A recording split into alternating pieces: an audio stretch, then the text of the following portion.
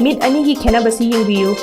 ꯀꯦꯃꯦꯔꯥꯗ ꯎꯗꯕꯁꯨ ꯌꯥꯏ ꯑꯗꯣ ꯑꯣꯐ ꯀꯦꯃꯦꯔꯥꯗꯗꯤ ꯃꯌꯦꯛ ꯌꯥꯝ ꯁꯦꯡꯅ ꯎꯏ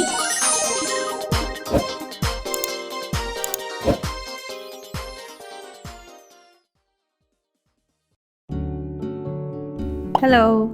Ngasigi makeup look asidi kalengi matamda yamna heavy makeup ti tawningdaba aduga yamna fresh oiba aduga chamba makeup look ni hauzik makeup haurasi Aigi morning skincare routine tawjare aduga ngarang handagi uring amani chongthore period laamdaigi adugi spot treatment kanna tawjari ahanbada sunscreen hana taijare Sigi step si yamna maru oiba step ni aduna masi kanthokpiganu Sigi sunscreen si taibada yamna mon lawe aduna makeup primer oina sijinabasu yai Sigi foundation si mahi yamna langba foundation oi aduna oily skin gidamakta di yamna nungai gani aduga kaleni na mareg yam thokanba skin da su yagani Sigi foundation ji skin da irai line chupsalle aduga matte finish look oi yamna high coverage over foundation din nate adu oisu nunti gi makeup tauba mi gi di season aba yagani aduga hena high coverage pambiraga di layer anira kumba taibiyu Sigi silicone blender sina product sing se loina sandoe aduga chothallaba sponge beauty blender amana amuk blend tawthoe sina hena ahenba product sing du lawthoi aduga hena natural oihalli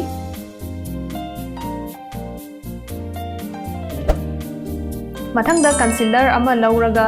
dark laiba mafam sing adagi dark circle aduga mid mathak sigumba jaga sing da taibiro aduga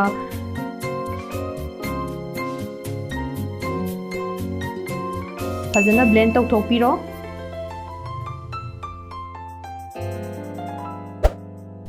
Mathangda pisumdu brush amana fazana hatokpiro aduga yamna machin tumba eyebrow pencil ama lauraga Pishumduna hauriba maikai romda parapna yekpiyu sisina masagi natural manhalli ahang-ahangba mafamduda mentionbiyu aduga matondana yam parapna thengboy yekpoi tawraga yekpiyu masida yamna musalladi natural oiroi aduga brush tuna amuk hatokpiyu manadaba yauramasu fazana sandoknabagi damakta aduga eyebrow tint ama lauraga hatokpiro sammarududa libam ama taisinbiyu huren lipstick taibada nungainaba Mathang sidi eyeshadow palette ama laure aduga sigi natural brown shade si mid mathakta aduga mid ki makhada taire aduga natural oiba manabagi damakta blending brush ama lauraga blend tawthoe sisina midta eyeshadow taiba malhande aduga natural oihalli Mathangda brown eyebrow pencil ama laure aduga eyeliner oina ye Yampana pagi makhongda nakna yekjare aduga sisina mitki aroiba da khajiktang sangtoe mitki shape tu hena mayek sengna unabagi damakta mit ani gi khenabasi ubibra mathakse mathangda mitkhagi pagi line da parapna sangbire yamuna sangbiganu natradi mittu fresh ohenbagi mahutta awaba malhangani mit ani gi khenabasi yengbiyu Aduga eyelash curler ama lauraga padu makhongda ama mayaida ama aduga matonda ama sumaina ahumlak chapiro mascara sangjinbiro sigi mascara gi brush si yamna kuppe aduna taibada yamna nungai makhada su taibiro sigi step asidi tawdrasu yai ado aina fake eyelash hapoidabani na khara hena mit se yengbada yamna sengba manabagi damakta tawjabani tweezer amana pa maru khara punna napsanbiro natural oinaba Mid anigi khenabasi yengbiyu Camerada udabasu yai ado off camerada di mayek yam sengna ui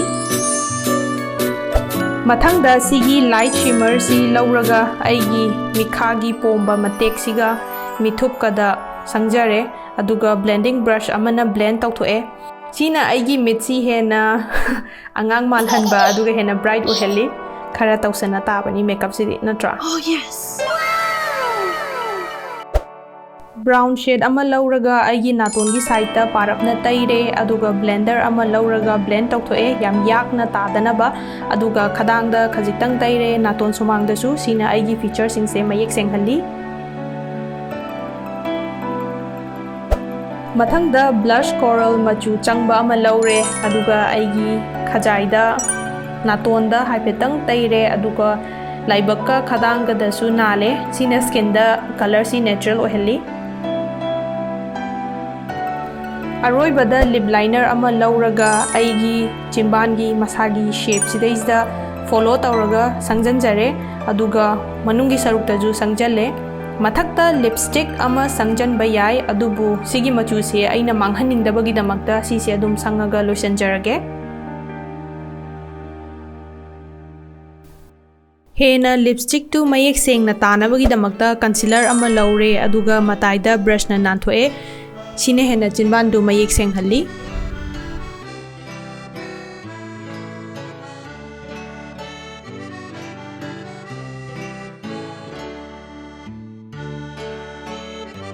ꯃꯇꯥꯡꯁꯤꯗ ꯀꯥꯂꯦꯟꯗ ꯇꯧꯕ ꯌꯥꯕ natural makeup ꯂꯣꯏꯖꯔꯦ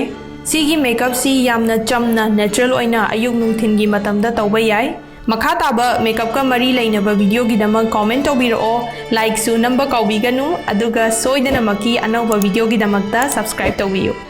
Thank you so much for today. Bye!